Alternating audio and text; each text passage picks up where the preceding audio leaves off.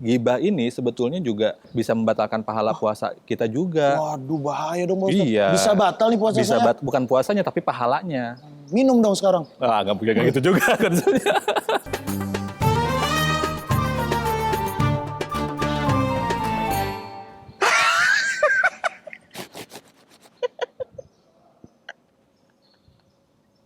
Iya kan, gue bilang. Kenapa kok kayak seneng banget ketawa-ketawa ngeliatin HP? Ini Pak Ustadz, si Rina pulang malam mulu. Mana Aduh. kalau pulang jalannya mundur Pak Ustadz. Waduh. Kocak. Kok jadi malah gibah ini? Aduh. Nyebutin nama lagi. Iya ya. Nggak boleh dong. Kita kan lagi puasa nih Mas Ibdi nih. Inisialnya RA. Aduh. Tetap nggak boleh Pak Ustadz. Nggak boleh. Apalagi Ya kalau saya Allah. tahu. Yang boleh itu kalau nggak nyebutin namanya. Oh. Tapi dengan asumsi yang diajak ngobrolnya nggak tahu. Tapi kalau nggak nyebutin namanya, tapi yang diajak ngobrolnya tahu, itu juga nggak boleh tuh kalau gibah tuh. Tapi kan saya nggak gibah ngomongin pakai mulut Pak Ustadz. Saya ngetik tadi. Nah, WA ya kan? Iya. Kalau dilihat dari itunya emang beda, tapi dari segi prinsipnya itu sama. Kalau gibah itu kan yang intinya adalah kita ngomongin seseorang, mau lewat mulut, mau lewat tulisan, yang keluarnya kata-kata, yang kalau orang itu tahu, dia akan kesinggung. Nah, itu nggak boleh. Itu di Al-Quran juga udah ada tuh, di surah Al-Hujurat tuh ayat 12. Ya ayyuhalladzina amanu jtanibu katsiran minadz-dzanni inna ba'dadz-dzanni ismun wala tajassasu wala yaghtab ba'dukum ba'dza. Kata Allah, kita itu harus menghindari bukan hanya gibah sebenarnya, tapi juga menghindari prasangka buruk. Dan disuruhnya itu menghindarinya juga kasiron, sering-sering. Berarti indikasinya apa tuh? Apa tuh Pak Ustadz? Indikasinya kita sering suudzon kepada orang. Makanya Allah bilang harus sering-sering husnudzon, harus sering-sering untuk menjauhi suudzon. Dan juga tidak boleh gibah untuk membicarakan orang lain. Itu bahkan di analogikannya itu kayak kita makan daging saudara kita sendiri. Itu kan kita jijik kan?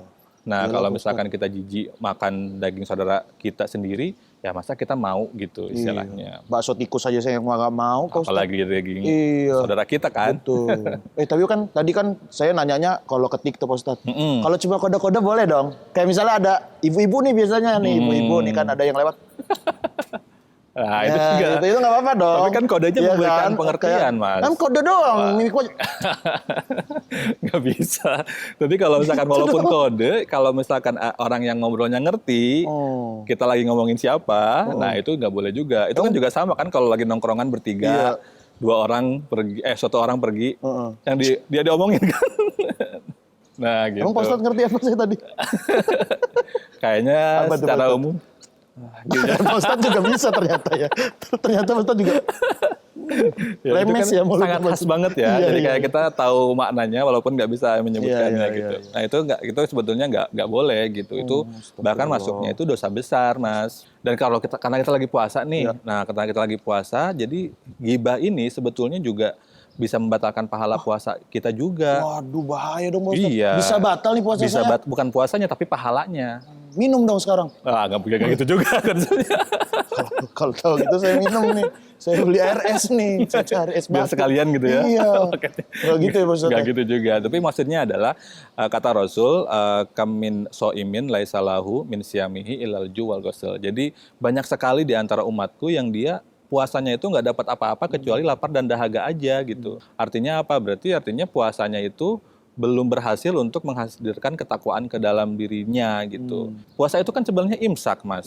Imsak itu bukan yang waktu ada suara dari masjid sebelum subuh, bukan. Tapi imsak itu kan menahan diri gitu. Nah, menahan dirinya tidak hanya dari makan dan minum, tapi juga dari syahwat.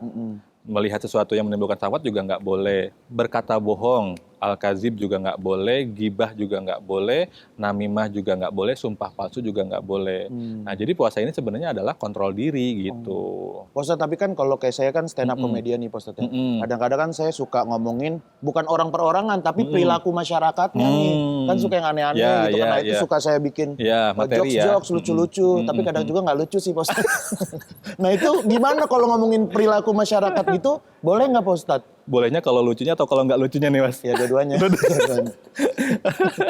Kalau ngobrolin perilaku masyarakat itu sebenarnya kan kayak otokritik bersama kan. Jadi itu kan nggak apa-apa. Misalkan kita ngobrolin orang-orang yang taraweh, tapi dia nggak taraweh, cuman ikut ngambil makanan di masjid aja. Itu kan nggak satu orang, tapi banyakan. Iya, taraweh malah di belakang doang tuh, ngalin buku Ramadan biasanya tuh anak kecil, Pak Ustadz. Itu kan oknum ya? Iya, saya dulu zaman kecil taraweh malah itu, makan kacang atom, Pak Ustadz. Oh, di sini ya? Kayaknya itu jadi apa ya, jadi kebiasaan lazim anak-anak ya? Iya, Pak Ustadz.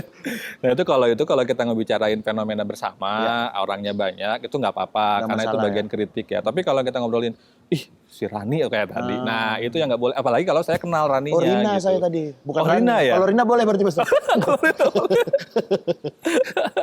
Aduh, iya saya tadi ngenya Rani, Rina ya. Halo, Rani sama Pak Ustadz. Halo. Istri Pak Ustadz nonton. Waduh. Saya adu ini. Waduh, maklum lagi puasa, agak tidak fokus jadinya. Berarti nggak boleh ya Pak Ustadz ya? Ya nggak boleh gitu. Jadi kalau gibah ya sebenarnya kan tujuannya adalah biar kita muncul saling percaya satu sama lain kan. Kalau misalkan kita punya teman yang deket tapi kita tahu bahwa ada kemungkinan dia ngobrolin kejelekan kita di belakang kita kan akhirnya kita mau percaya siapa Mas? Akhirnya kan. Nah makanya Rasul bilang nggak boleh gibah. Kalau misalkan ada kejelekan orang lain ya lebih baik sampaikan dengan cara yang baik. Falyakul khairan aw liyasmut. Komunikasikan dengan cara yang baik sehingga dia bisa tahu apa yang salahnya. Kalau gibah kan sebenarnya kita nggak berusaha menyelesaikan masalah atau ngasih masukan kan. Kita inginnya memuaskan diri dengan menjelek-jelekan orang, dengan harapan kita jadi merasa lebih baik dengan tahu orang lain lebih baik. Hasrat doang sebenarnya ya. Hasrat doang. Menyelesaikan apapun ya Pak Ustadz. Betul, nggak menyelesaikan apapun. Nah satu lagi nih Pak Ustadz. Kan saya kan udah suami istri nih Pak Ustadz ya. Saya istri, ada suami nggak ada. Bercanda Pak Ustadz. Saya suami gitu. Ya jadi kan kadang-kadang kalau kita lagi ada pusing gitu kerjaan di kantor atau kerjaan sama teman-teman gitu. Nah, itu kan kadang butuh curhat Pak Ustadz. Nah itu gimana tuh kan sama istri sendiri kan itu jatuhnya curhat tuh Pak Ustadz. Apakah itu gibah atau curhat tuh Pak Ustadz? Waduh itu pertanyaan menarik nih. Kalau misalkan kita maksud curhatnya adalah untuk nyari solusi dari persoalan itu dan kalau misalkan bisa diusahakan kita nggak menyebut namanya, nggak nyebut merek lah istilahnya, nah itu nggak apa-apa. Tapi kalau misalkan kita tujuannya curhat untuk mengeluapkan kekesalan atau untuk menjelek-jelekan orang ini, nah itu yang nggak boleh gitu. Kalau misalkan kita sharing dengan istri, oh teman kerja saya begini, nanti dapat masukan, kemudian kita gunakan masukan itu untuk memperbaiki hubungan, relasi, itu menurut saya nggak apa-apa, sah-sah saja. Karena para sahabat juga kadang-kadang ketemu Nabi, wahai Nabi, sahabat ini begini, itu gimana ya? Nah itu kan bukan menjelekkan sahabatnya, tapi nyari kira-kira caranya. Gitu. Nah betul, solusinya gimana gitu. Nah berarti kalau Rina tadi biar nggak jalan mundur gimana Pak Ustadz? Biar dia jalannya maju Pak Ustadz. Jangan butuh ke dokter gitu ya. Lagian dia ngapain jalan mundur ya Pak Ustadz? Pak Ustadz ngomongin orang. Nah, aduh. Enggak ya Pak Ustadz. Jadi malah ngikut. Suka ngikut gitu soalnya kan.